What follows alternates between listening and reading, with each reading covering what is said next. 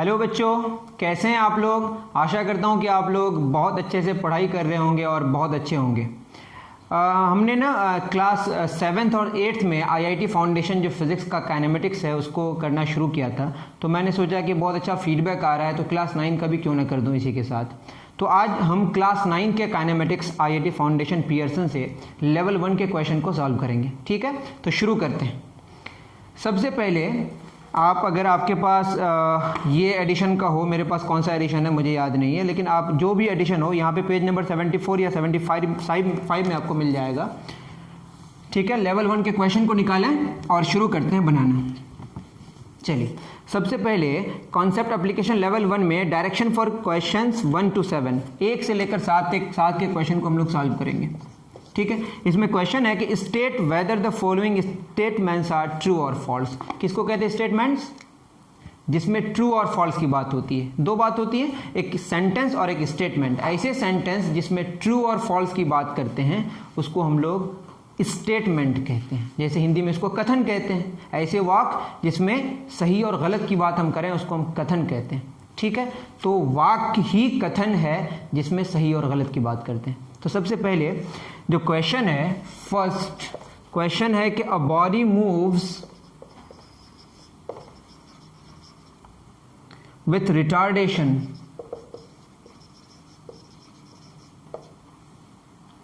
when it is projected vertically upwards. When it is projected vertically upwards. ठीक है, तो ये कहा गया है क्वेश्चन में कि अगर आप किसी बॉडी को नीचे से ऊपर की तरफ फेंकते हैं तो क्या होता है, बॉडी में रिटार्डेशन होता है। रिटार्डेशन का मतलब उसकी स्पीड घटती है। आप जान लें, हम लोग पढ़ रहे हैं काइनेमेटिक्स। काइनेमेटिक्स किसको कहते हैं? मोशन के स्टडी को काइनेमेटिक्स कहते हैं। ठीक है, जब मोशन की बात करेंगे तो बॉडी का पोजीशन एक जगह से दूसरी जगह होगा, उसका पोजीशन चेंज होगा, तो उसमें डिस्प्लेसमेंट होगा, स्पीड होगी, वेलोसिटी होगी, एक्सेलरेशन होगी। और अगर जब हम एक बॉडी को नीचे से ऊपर की तरफ फेंकते हैं तो नीचे से ऊपर की तरफ फेंकेंगे तो होता क्या है, अर्थ उसको किधर फोर्स लगाती है? नीचे की तरफ। ख्याल में रहे कि हम लोग अभी हवा को इग्नोर करते हैं। हवा को क्या करते हैं? इग्नोर करते हैं। तो अर्थ उसको किधर अट्रैक्ट कर रही है? नीचे की तरफ। और बॉडी जाना किधर चाह रही है? ऊपर की तरफ। तो ऐसे सिचुएशन में जब फोर्स और मोशन एक दूसरे के ऑपोजिट हो, अर्थ किधर फोर्स लगाया? नीचे की तरफ। बॉडी नीचे से ऊपर जा रहा है। जब बॉडी नीचे से ऊपर जा रहा है तो अर्थ फोर्स किधर लगा रहा है? नीचे। बट बॉडी का मोशन किधर है? ऊपर। तो मोशन और फोर्स एक दूसरे के जब ऑपोजिट होता है तो बॉडी की स्पीड में डिक्रीमेंट होता है, बॉडी की स्पीड घट जाती है। जब स्पीड घटेगी तो क्या बोलते हैं? रिटार्डेशन। तो क्या लिखा हुआ है स्टेटमेंट में? अ body moves with retardation when it is projected vertically upwards. तो बॉडी जब नीचे से ऊपर की तरफ जाती है तो उसकी स्पीड क्यों घटती है? और घटती इसमें कोई शक नहीं है, घटते घटते उसकी स्पीड 0 हो जाती है। मैंने रीजन बताया। रीजन ये है कि फोर्स किधर लग रहा है? नीचे। और बॉडी जा रही है किधर? ऊपर। तो फोर्स और मोशन जब एक दूसरे के ऑपोजिट होता है तो उसकी स्पीड घटती है। और वैसे मोशन को रिटार्डेशन, मतलब उसको रिटार्डेशन कहते हैं। क्या बोलते हैं? रिटार्डेशन। तो ये ट्रू है। ये स्टेटमेंट क्या बताइए? ट्रू है। उतार लें इसको, फिर आगे बढ़ते हैं।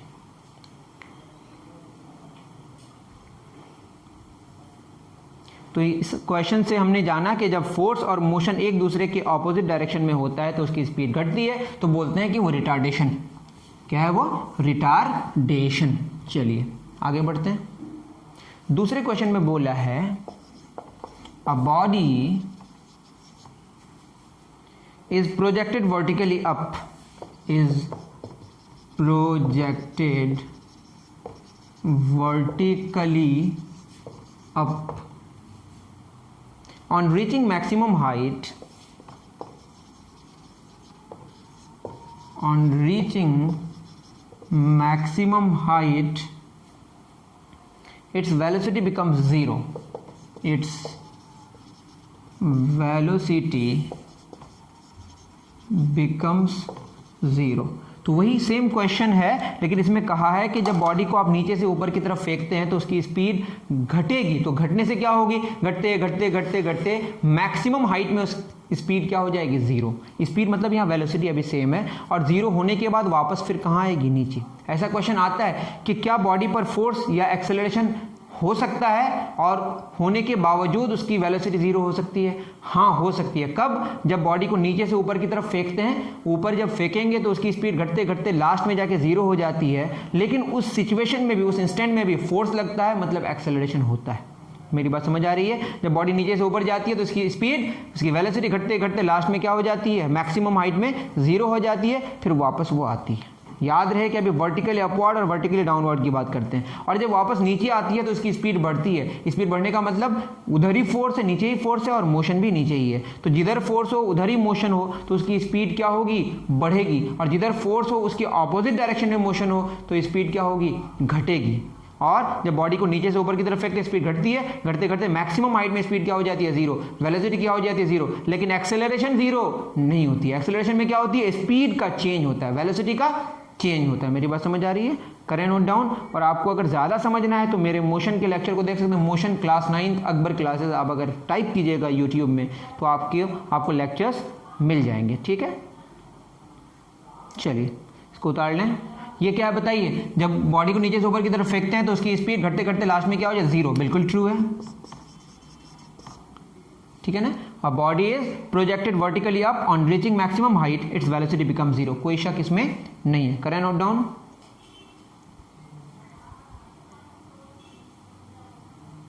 चलिए क्वेश्चन नंबर 3 में हम लोग बढ़ते हैं। क्वेश्चन नंबर 3 क्या कह रहा है? क्वेश्चन नंबर 3 कह रहा है कि velocity time graph can be used to find the displacement.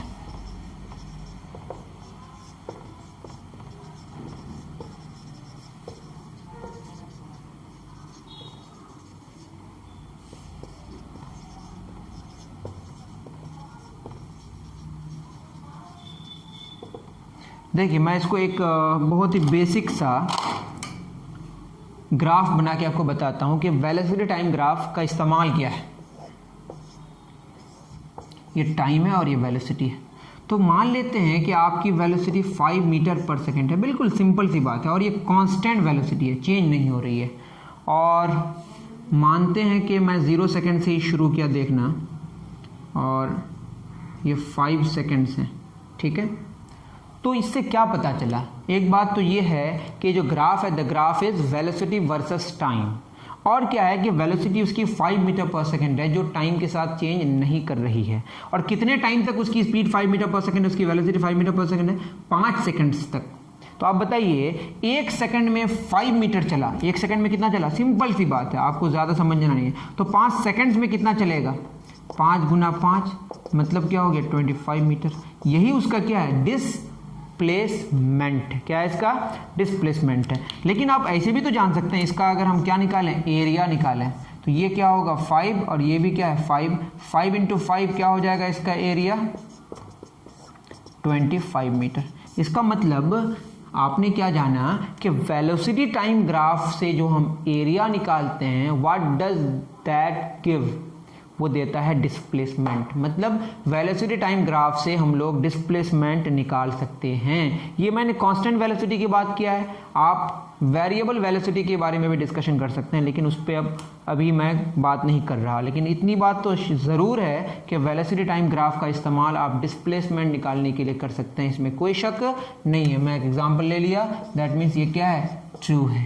3 question हमने किया और इत्तेफाक से तीनों क्वेश्चन ट्रू ट्रू ट्रू ही बता रहा है।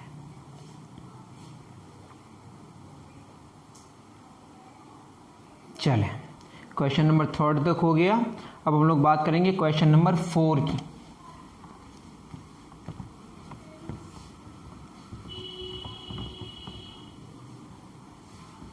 क्वेश्चन नंबर 4 क्या कह रहा है?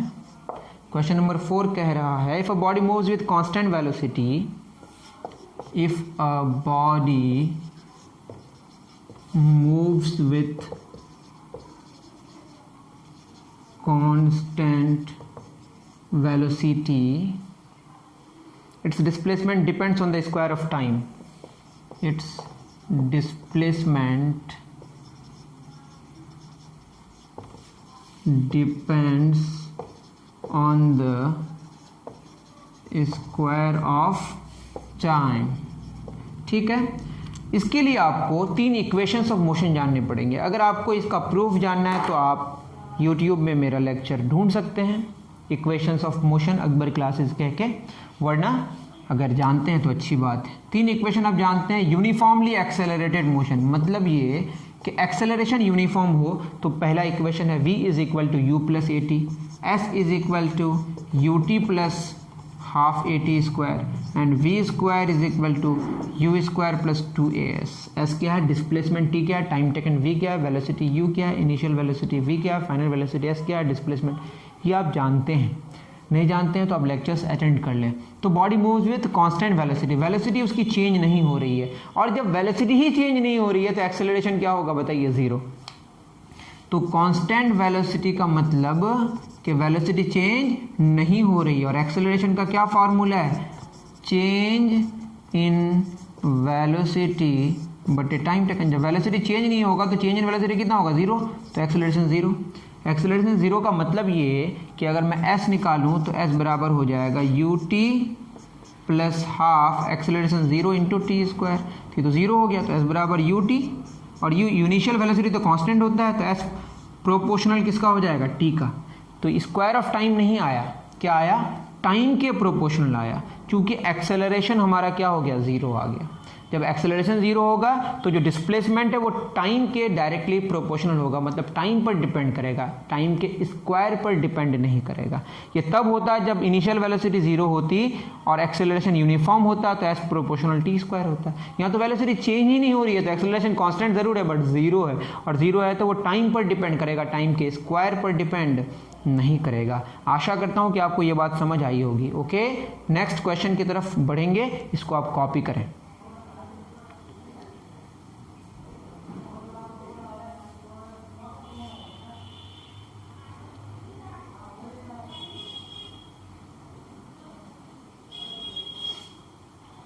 चलिए क्वेश्चन नंबर 5 की बात करते हैं।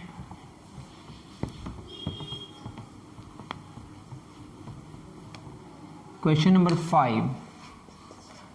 5 कहता है कि when 2 balls of different masses are thrown, when 2 balls of different masses are thrown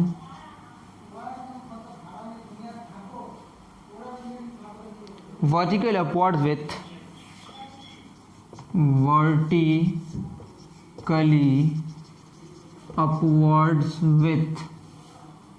the same initial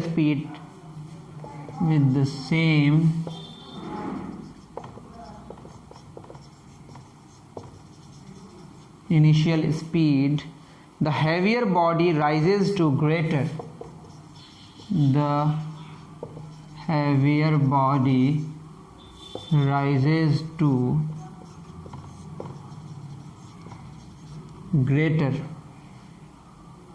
height than the lighter body.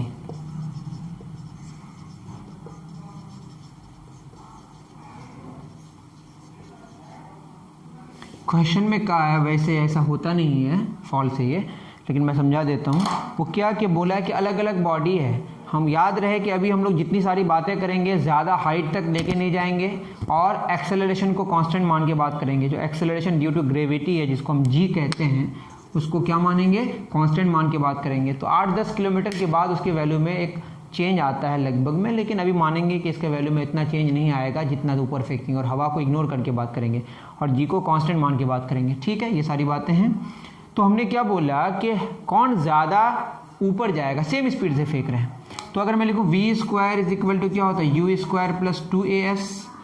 Maximum height में जाके वेलोसिटी कितनी हो जाती है, 0, इनिशियल स्पीड u ही है, प्लस 2a कितना है, ऊपर जा रहा है तो माइनस जी लिखेंगे, s को हम हाइट h मान लेते हैं, तो यू स्क्वायर इस पार आएगा तो माइनस यू स्क्वायर बराबर माइनस 2gh। तो क्या हो जाएगा, h बराबर यू स्क्वायर बटे 2g। अगर इस फॉर्मूले में आप देखें, जो मैक्सिमम हाइट हुई, वेलोसिटी 0 हो गई, मैक्सिमम हाइट में जाके तो u है, और जो h है वो किसी मास पे डिपेंड नहीं कर रहा। मतलब इसके फॉर्मूले में m नाम की कोई चीज़ नहीं है, मतलब मास नाम की कोई चीज़ यहाँ पे अवेलेबल नहीं है। That is maximum height does not depend on heavy मतलब मास ऑफ द बॉडी, मतलब हैवी मास होगा या लाइट मास होगा, हैवी बॉडी होगा या लाइट बॉडी होगा, कौन ऊपर ज़्यादा जाएगा उससे कोई फ़र्क नहीं पड़ता। फ़र्क इससे पड़ता है कि किसकी इनिशियल स्पीड ज़्यादा है। इनिशियल स्पीड अगर दोनों का सेम हो, हैवियर बॉडी हो लाइटर बॉडी हो, दोनों की हाइट क्या होगी, मैक्सिमम सेम होगी। लेकिन आप अगर प्रैक्टिकली करें ऐसा तो आप देखिएगा पत्ते को फेंकिएगा तो फिर पत्ता ज़्यादा ऊपर नहीं जा पाएगा, कलम ज़्यादा ऊपर जाएगा, वहाँ पे हवा का इफेक्ट आ जाता है। अभी याद रहे कि हम वैक्यूम की बात कर रहे हैं, हवा को इग्नोर करके बात कर रहे हैं, ठीक है। तो ये फॉल्स। आइडियल सिचुएशन में हम अभी हवा को क्या मानते हैं, इग्नोर करते हैं। तो बोला है कि कौन ज़्यादा जाएगा, then the heavier body rises to greater height, नहीं हैवियर ज़्यादा नहीं जाएगा, ना हैवियर ज़्यादा है लाइटर, दोनों सेम हाइट जाएगा अगर वैक्यूम लेके बात करें तो। करें कॉपी, फिर क्वेश्चन नंबर 6 में हम पहुंचेंगे।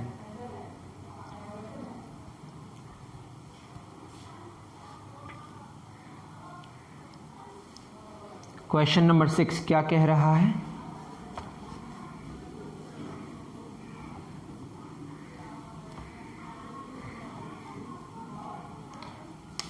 क्वेश्चन नंबर 6 कह रहा है equations of motion are applicable,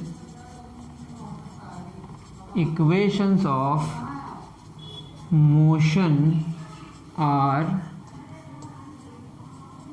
applicable only when a body moves, only when a body moves with uniform velocity,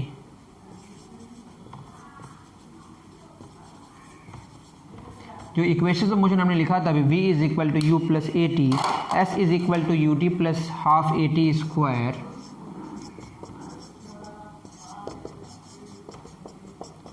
and v square is equal to u square plus 2as, ये सब तभी applicable है जब acceleration क्या हो बताइए, constant हो। Uniform acceleration में ये वैलिड है। Only these equations are applicable when acceleration is uniform. Velocity की बात यूनिफॉर्म होगी वो तो फिर इसकी ज़रूरत ही नहीं पड़े, एक्सेलरेशन जीरो हो जाएगा। तो यूनिफॉर्म एक्सेलरेशन होना चाहिए यहाँ पे, लेकिन वेलोसिटी लिखा है तो ये फॉल्स स्टेटमेंट। तो क्या सही स्टेटमेंट होगा, equations of motion are applicable only when a body moves with uniform acceleration. Okay, करें कॉपी।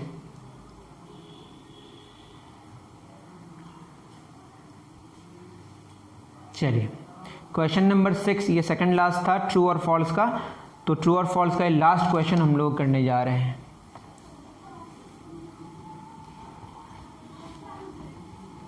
क्वेश्चन नंबर 7 क्या कह रहा है, the distance travelled by a freely falling body, the distance travelled by freely falling body in every successive second, in every successive seconds, second is the same। मतलब ये है कि पहले सेकंड में जितना डिस्टेंस ट्रैवल कर रहा है एक बॉडी को अगर फ्रीली छोड़ दें नीचे की तरफ, तो पहले सेकंड में जितना डिस्टेंस ट्रैवल किया दूसरे सेकंड में भी उतना ही डिस्टेंस ट्रैवल करेगा, तीसरे में भी उतना ही करेगा, मतलब उसकी स्पीड नहीं बढ़ेगी। लेकिन आप जानते हैं कि जब बॉडी को नीचे से ऊपर की तरफ छोड़ते हैं, ऊपर से नीचे की तरफ छोड़ते हैं, फ्रीली फॉल कराते हैं, तो उसकी स्पीड बढ़ती है। जब स्पीड बढ़ेगी तो पहले कम डिस्टेंस ट्रैवल करने का रेट होगा, अब बाद में उतनी ही, मतलब एक सेकंड में अगर पहले 10 मीटर ट्रैवल करा फिर दूसरे एक सेकंड में 10 मीटर नहीं करेगा, ज़्यादा करेगा, फिर और ज़्यादा करेगा, तभी तो स्पीड बढ़ा। तो स्पीड बढ़ने का मतलब हर सेकंड में सेम डिस्टेंस ट्रैवल करेगा ऐसा नहीं है, उसका डिस्टेंस ट्रैवल करने का जो रेट है दैट विल इंक्रीज। लेकिन यहाँ क्या बोला है, the distance travelled by freely falling body in every successive second is the same. जब फ्रीली फॉलिंग बॉडी होगा चूंकि फोर्स लग रहा है और फोर्स और मोशन सेम डायरेक्शन में, तो उसकी स्पीड बढ़ेगी, और स्पीड बढ़ेगी तो ये वाला कंडीशन गलत है, मतलब ये क्या है, फॉल्स। इसका मतलब स्पीड कांस्टेंट है, बट स्पीड तो कांस्टेंट है नहीं। करें नोट डाउन। अब हम लोग क्वेश्चन करेंगे fill in the blanks, question number 8 से लेकर 14 तक।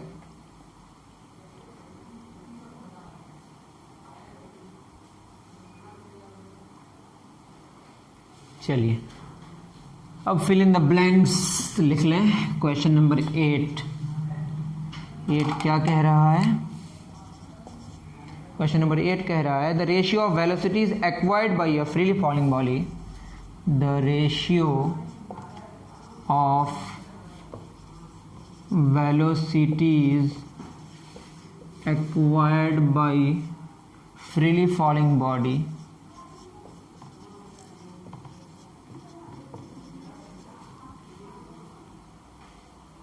starting from rest at the end of 1 seconds, starting from rest at the end of 1 second and 2 seconds is ratio निकालना है। ठीक है, कोई नहीं, निकल जाएगा रेशियो। कैसे निकलेगा? आपको पता है v इज इक्वल टू क्या होता है, u प्लस ए टी।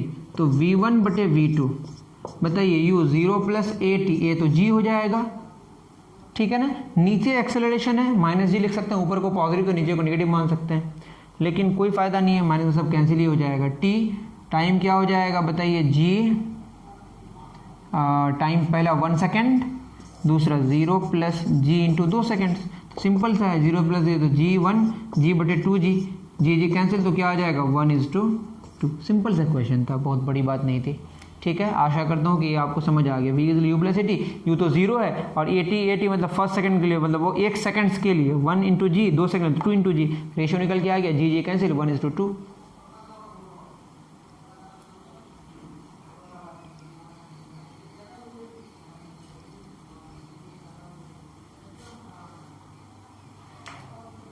चलिए, क्वेश्चन नंबर 9 थोड़ा सा है, बहुत इजी है वैसे, बहुत ज़्यादा टफ तो है नहीं। क्वेश्चन नंबर 9 में आते हैं।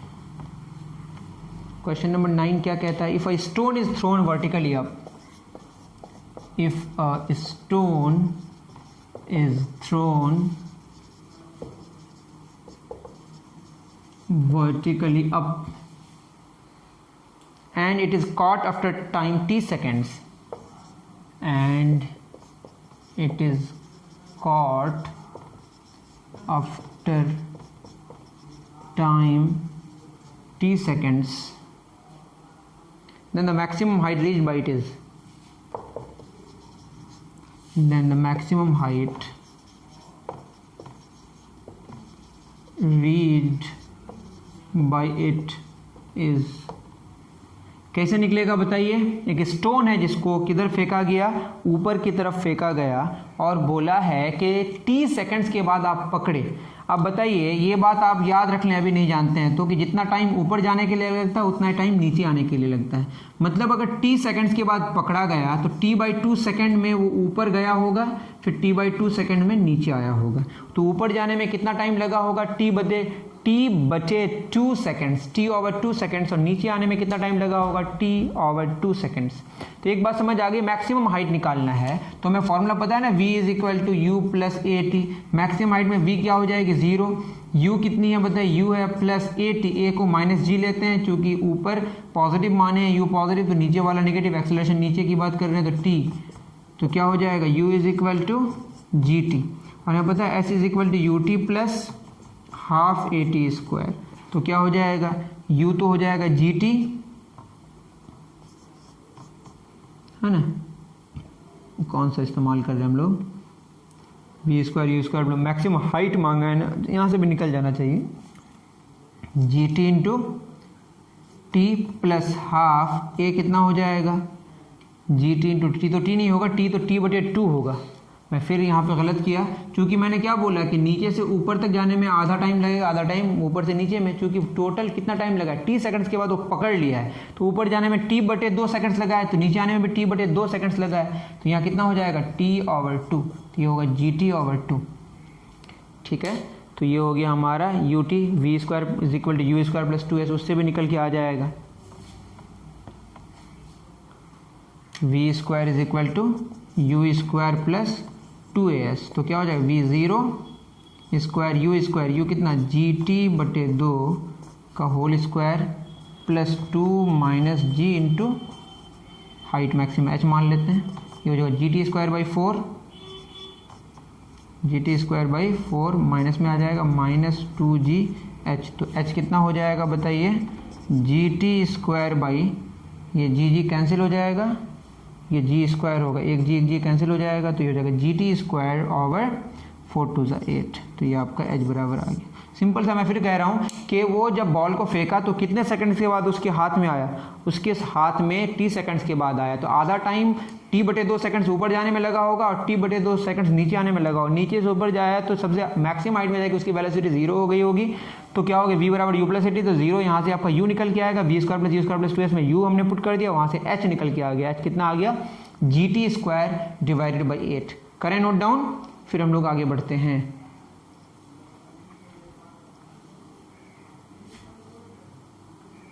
चलिए क्वेश्चन नंबर 10 बहुत इजी है। Area under velocity time graph, अभी तो हमने कराया है ना।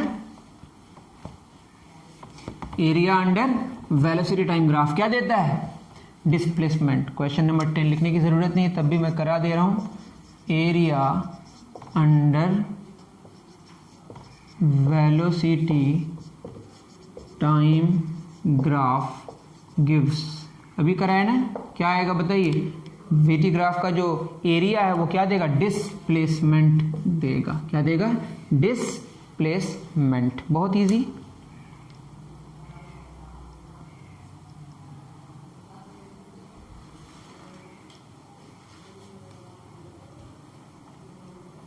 चलिए क्वेश्चन नंबर 11, एक नई चीज आप जानिएगा अगर आप नहीं जानते हैं तो। क्वेश्चन नंबर 11 क्या कह रहा है, क्वेश्चन 11 कह रहा है कि a body projected with certain velocity, a body projected with certain velocity, एक बॉडी को हमने फेंका कुछ वेलोसिटी से,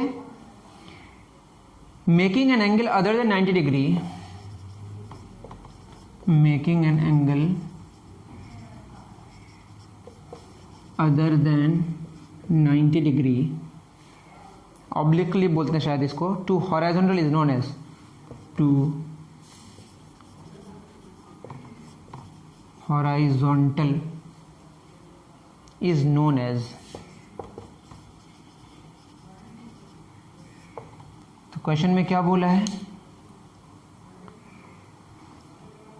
क्वेश्चन में बोला है कि एक बॉडी को हमने फेंका, ऊपर नहीं फेंका, उसको कैसे फेंका, देखिए दो तरह से हम फेंक सकते हैं। एक तो सीधे ऊपर फेंक सकते हैं, ये हॉरिजॉन्टल के साथ कितना 90 डिग्री बना रहा है, और ऐसे फेंकेंगे तो क्या होगा, ऐसे आ जाएगा। तो याद रहे अभी हम लोग हवा को इग्नोर करते हैं, तो अगर किसी बॉडी को 90 डिग्री के अलावा हॉरिजॉन्टल से फेंका जाए और उसमें सिर्फ अर्थ ही फोर्स लगाए और उसके अलावा कोई फोर्स एक्ट ना करे, तो वैसे बॉडी को हम बोलते हैं प्रोजेक्टाइल। एक बॉडी को फेंका जाए और ये जो पाथ होता है इसको बोलते हैं पैराबोलिक पाथ। कैसा पाथ होता है, पैराबोला। कैसा पाथ होता है ये जानिएगा धीरे धीरे। तो याद रहे कि किसी बॉडी को जब फेंकेंगे और 90 डिग्री हॉरिजॉन्टल के साथ न बनाए और उसको फेंकने के बाद सिर्फ उसमें अर्थ ही फोर्स एक्ट करे, और यहाँ पे चूंकि हवा को इग्नोर कर दिया तो अर्थ के अलावा कोई फोर्स नहीं लगा रहा है, तो ऐसे बॉडी को हम क्या बोलेंगे, प्रोजेक्टाइल।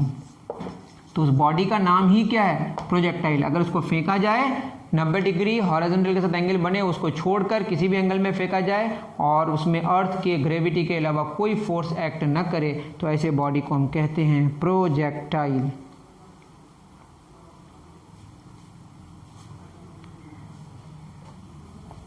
चलिए 11 हो गया। क्वेश्चन नंबर 12, क्वेश्चन नंबर 12 क्या कहता है, the ratio of magnitude of average velocity to average speed. The ratio of magnitude of average velocity and to average speed is,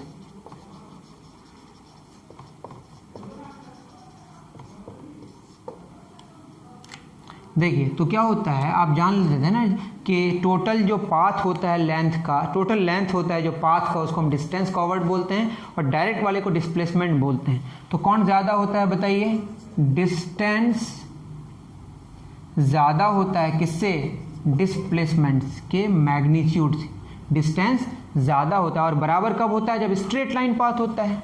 मतलब बराबर भी हो सकता है। कब? जब स्ट्रेट लाइन पाथ होगा। मतलब डिस्टेंस और डिस्प्लेसमेंट का जो रेशियो है वो क्या होगा? 1 से बड़ा या बराबर। डिस्टेंस बड़ा और डिस्प्लेसमेंट का मैग्नीट्यूड छोटा। और बराबर कब होगा? जब स्ट्रेट लाइन पाथ होगा। तो ऐसा होता है, डिस्टेंस और डिस्प्लेसमेंट का मैग्नीट्यूड रेशियो जो होता है वो ग्रेटर देन, या डिस्प्लेसमेंट को ऊपर लेके चले जाएं तो क्या हो जाएगा, और डिस्टेंस को नीचे लेके आ जाएंगे तो स्मॉलर देन इक्वल टू 1 हो जाएगा। तो चूंकि डिस्प्लेसमेंट को टाइम से डिवाइड करेंगे तो हमको वेलोसिटी मिल जाएगा, और डिस्टेंस को टाइम से डिवाइड करेंगे तो स्पीड मिल जाएगा। तो एवरेज वेलोसिटी का मैग्नीट्यूड और एवरेज स्पीड, उसका मैग्नीट्यूड वो लिखने की कोई ज़रूरत नहीं, स्मॉलर देन इक्वल टू क्या होगा? 1 होगा। क्योंकि वेलोसिटी कम होती है और स्पीड ज़्यादा होती है। बराबर कब हो जाती है? जब स्ट्रेट लाइन पाथ में होता है। तो ये क्या होगा बताइए? The ratio of magnitude of average velocity to average speed is less than और इक्वल टू 1, या ऐसे, ठीक है ना? Ratio of average velocity and average speed is less than equal to 1। I think आपको बात समझ आई होगी। नहीं आई होगी तो आपको मोशन के सारे चैप्टर्स आपको देखने होंगे और उससे बात समझ आ जाएगी। करें नोट डाउन। चलिए, और 2 क्वेश्चंस बचे, उसको ख़त्म करते हैं जल्दी जल्दी। क्वेश्चन नंबर 13 और 14।